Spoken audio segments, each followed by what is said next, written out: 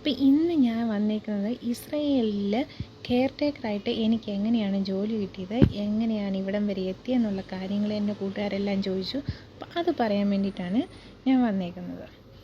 ആദ്യം എങ്ങനെയാണ് ഇതിൻ്റെ പ്രൊസീജിയർ, എങ്ങനെയാണ് ഞാൻ ബോംബെയിലെത്തിയത്, ബോംബെയിലെ ക്ലാസ് എങ്ങനെയാണ്, ഇൻ്റർവ്യൂ എങ്ങനെയാണ്, മെഡിക്കൽ എങ്ങനെയാണ്, പിന്നെ നമ്മൾ എങ്ങനെയാണ് ഇവിടെ എത്തിയത്, ബാക്കി എൻ്റെ കാര്യങ്ങൾ എത്ര രൂപ ഏകദേശമാവും എന്നൊക്കെയുള്ള കാര്യങ്ങളെ കുറിച്ചിട്ട് ഞാനിന്ന് വീഡിയോ ഇടുന്നത്. അപ്പോൾ എല്ലാവരും കാണണം കേട്ടോ.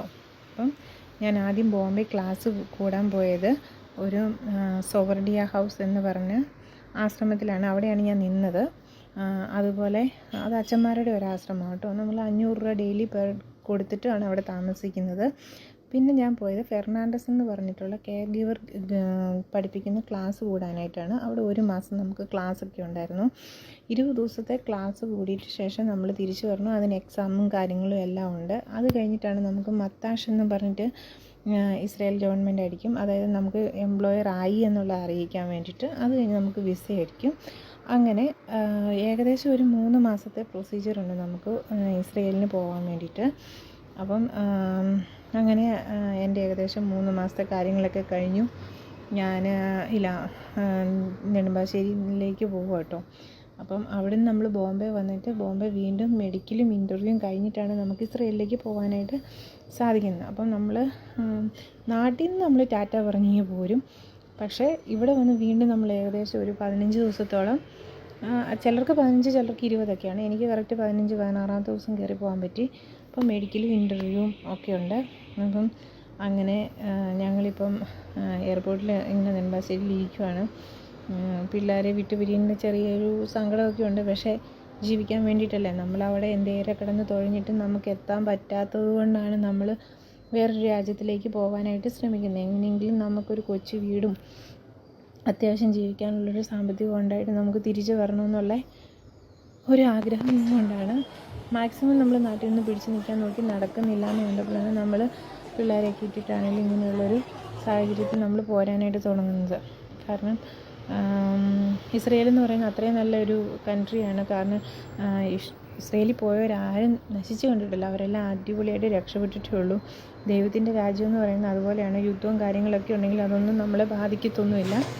അപ്പം ഞങ്ങൾ എയർപോർട്ടിലേക്ക് കയറി. എൻ്റെ ഒരു കൂട്ടുകാരിയുണ്ട്, സനു. ഞങ്ങൾക്ക് 2 പേർക്കും ഒരുമിച്ചാട്ടോ വിസ അടിച്ചത്. അപ്പം ഞങ്ങൾ ഒരുമിച്ചാണ് ബോംബെക്ക് പോകുന്നത്. ഞങ്ങൾക്ക് രാവിലത്തെ മോർണിംഗ് ഫ്ലൈറ്റ് ആയിരുന്നു. എന്തുണ്ട് സൂര്യനൊക്കെ ഉദിച്ച് വരുന്ന മേഘങ്ങൾക്കുടിയൊക്കെ കാണാൻ പറ്റും. ജസ്റ്റ് ഈ മാതാവാണ് ഞങ്ങളെന്നും പ്രാർത്ഥിക്കുന്നത്. ബോംബെയിലുള്ളൊരു മാതാവാട്ടോ. ഞങ്ങളെന്നും പ്രാർത്ഥിച്ച് അങ്ങനെ എൻ്റെ മെഡിക്കലും ഇൻ്റർവ്യൂവും എല്ലാം പാസ്സായി. എനിക്ക് ടിക്കറ്റ് കിട്ടി. ഞാൻ ഇസ്രയേലിലേക്ക് പോരാനായിട്ട് തയ്യാറെടുക്കുമ്പം എടുത്ത ഫോട്ടോസാട്ടോ. ഇത് ബോംബെയിൽ നിന്ന് പോരുവാണ്. 24-ാം തീയതി ബോംബെ ഇൻ്റർനാഷണൽ എയർപോർട്ടാണ്. അടിപൊളിയാണ്. കണ്ടു കഴിഞ്ഞാൽ അതിൻ്റെ ഒരു ഭാഗം മാത്രം, എനിക്കിതൊന്നും എടുക്കാൻ പറ്റില്ല. എനിക്ക് മാത്രമായിരുന്നു അന്ന് ടിക്കറ്റൊക്കെ കിട്ടിയത്. അപ്പോൾ എല്ലാവർക്കും കൂടെ വരാൻ ഒരാളും കൂടെ കമ്പനി ഉണ്ടെങ്കിൽ നമുക്ക് ഇങ്ങനെയൊക്കെ വീഡിയോസൊക്കെ എടുക്കാൻ പറ്റുള്ളൂ. തന്നെ ആകുമ്പോഴത്തേനും ടെൻഷനാണ്. ലാംഗ്വേജ് അറിയില്ല, എങ്ങോട്ട് പോകണമെന്നറിയില്ല. അപ്പോൾ അതിനിടയ്ക്കും ഞാൻ എൻ്റെ ക്യാമറ കണ്ണുകളുമായിട്ട് എടുത്ത വീഡിയോസൊക്കെ ആട്ടോ. അതുകൊണ്ട് ഒന്നും അങ്ങോട്ട് പെർഫെക്ഷനായിട്ട് എടുക്കാനോ കാര്യങ്ങളോ ഒന്നും സാധിച്ചില്ല. എങ്കിലും എൻ്റെ ഒരു ആഗ്രഹം മൂത്തിട്ട് അങ്ങനെയൊക്കെ എടുത്തു.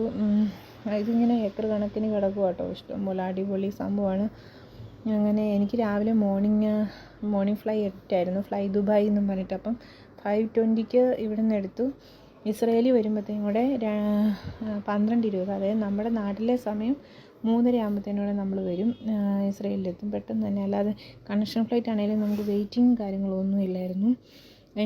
അങ്ങനെ ഞാൻ ഇസ്രയേലിലെത്തി. എന്നെ കൊണ്ടുവരാനായിട്ട് ഒരു ഇസ്രയേലി പൗരൻ ഒരു കാറ് ഏജൻറ്റ് അയച്ചിട്ടുണ്ടായിരുന്നു കാറൊക്കെ. പിന്നെ ഞങ്ങൾ വന്നിറങ്ങി റൂമിൽ വന്നത് എനിക്കൊരു ഭാഗ്യം കിട്ടി. ഷോപ്പിങ്ങിൽ പോകാൻ പറ്റി. റൂമിലേക്കുള്ള സാധനങ്ങളൊക്കെ വാങ്ങിക്കാൻ വേണ്ടിയിട്ട് സീനിയേഴ്സ് ആയവരുടെ കൂടെയൊക്കെ പോയി. നമ്മുടെ നാട്ടിലെ എല്ലാ സാധനങ്ങളും ഇവിടെ ഉണ്ട് കേട്ടോ. ഒരു സാധനം അവിടുന്ന് കൊണ്ടുവരേണ്ടതല്ല. എല്ലാ സാധനങ്ങളും ഉപ്പ് തൊട്ട് കർപ്പൂരം വരെ എന്ന് പറഞ്ഞ പോലെ എല്ലാ സാധനങ്ങളും ഇവിടെയുണ്ട്. അടിപൊളിയായിട്ടുണ്ട്. അപ്പോൾ എല്ലാം കെട്ടിപ്പറിക്ക് നാട്ടിൽ നിന്ന് വരേണ്ട കാര്യങ്ങളൊന്നുമില്ല. നമുക്കിവിടെ വന്ന് വാങ്ങിക്കാം. പിന്നെ ഒരു പ്രത്യേക കാര്യം, തേങ്ങ ചിരട്ടാൻ പോകേണ്ട, തേങ്ങാപ്പൊടിയൊക്കെ കിട്ടും. അതുപോലെ അതൊക്കെ എടുത്ത് നമുക്ക് ചെയ്യാം. നമ്മുടെ ബ്യൂട്ടി സംബന്ധമായിട്ടുള്ള എല്ലാ സാധനങ്ങളും ഉണ്ട്. നെയിൽ പോളിഷൊക്കെ അടിപൊളി, ലിപ്സ്റ്റിക്ക് എല്ലാം ഹൈ ക്വാളിറ്റി സാധനമാണ്. അപ്പം നമ്മൾ നാട്ടിലായിട്ട് ക്യാഷ് കൺവേർട്ട് ചെയ്യുമ്പോഴത്തേക്കും കൂടെ വ്യത്യാസം വരും. പക്ഷേ അതൊക്കെ നമ്മൾ ആദ്യമൊക്കെ ഉള്ളൂ കൺവേർട്ട് ചെയ്യുള്ളൂ. ഞാനൊക്കെ പെട്ടെന്ന് നോക്കി, ഇവിടെ ജോലി ചെയ്യുന്നവർക്ക് അതൊരു ശീലമായിപ്പോയി, അവർക്കതൊരു പ്രശ്നമല്ല. അവരെന്ന് വെച്ച് നോക്കുമ്പോൾ നല്ല വിലക്കുറവും കാര്യങ്ങളും ഒക്കെ ഉണ്ട്. അങ്ങനെ അടിപൊളിയായിട്ട് ആ ഫസ്റ്റ് ഡേ ഒക്കെ കഴിഞ്ഞു. അപ്പം അങ്ങനെ ഇത് ബാങ്കിലേക്ക് പോകുന്ന വഴി കേട്ടോ. നമ്മുടെ രജിസ്ട്രേഷനൊക്കെ ചെയ്യണമെങ്കിൽ ബാങ്കിൽ പോയി നമ്മൾ എത്ര ഷെക്കലൊക്കെ അടിക്കണം. അപ്പോൾ അതൊക്കെ പോയി ബാങ്കിൽ പോയി. പിന്നെ ഇത് അവിടെ ഒരു ടെല്ലവീവിൽ വലിയൊരു മാളുണ്ട്, തഹാന എന്ന് പറഞ്ഞു. അവിടെ എല്ലാത്തിനും ചീപ്പ് റേറ്റ് കേട്ടോ. 10 ഷെക്കലൊക്കെ കൊടുത്തു കഴിഞ്ഞാൽ നല്ല ബനിയനും കാര്യങ്ങളും പാൻറ്റും ടോപ്പും എന്ന് വേണ്ട എല്ലാ സാധനങ്ങളും. നമ്മുടെ നാട്ടിലൊക്കെ കുളിക്കുന്ന ഇഞ്ച ആ സാധനം തന്നെ നാട്ടിൽ കിട്ടുന്ന എല്ലാ സാധനങ്ങളും ഇവിടെയുണ്ട്. കമ്മലുകളാകട്ടെ, തൊപ്പി, എനിക്കറിയില്ല, നമുക്ക് എന്തൊക്കെ നാട്ടിൽ കിട്ടുമോ അതിനേക്കാളും ഒരു പിടി മുന്നിലാണ് ഇവിടെ അധികം റേറ്റും കാര്യങ്ങളും ഒന്നുമില്ല. എല്ലാം നല്ല അടിപൊളിയായിട്ട്. അങ്ങനെ 3-4 ദിവസം ഞാനിവിടെ എല്ലാം കറങ്ങി എൻജോയ് ചെയ്ത് അടിപൊളിയായി. കുറേ സ്ഥലങ്ങളൊക്കെ എനിക്ക് പോകാൻ പറ്റി. അങ്ങനെ റൂമിൽ വന്നപ്പോൾ സീനിയേഴ്സൊക്കെ ഉണ്ടായിരുന്നു. അപ്പോൾ അവർക്ക് ഓരോ ആവശ്യത്തിന് പോകുമ്പോൾ ഞാനും കൂടെ പോയി. അങ്ങനെ അടിപൊളിയായിട്ട് കുറേ സ്ഥലങ്ങൾ ഇസ്രയേലിൻ്റെ കാണാൻ പറ്റി. പ്രധാനപ്പെട്ട ജെറുസലേം അങ്ങനെ കാര്യങ്ങളൊന്നും കാണാൻ പറ്റിയില്ല, എങ്കിലും കാണാൻ പറ്റി.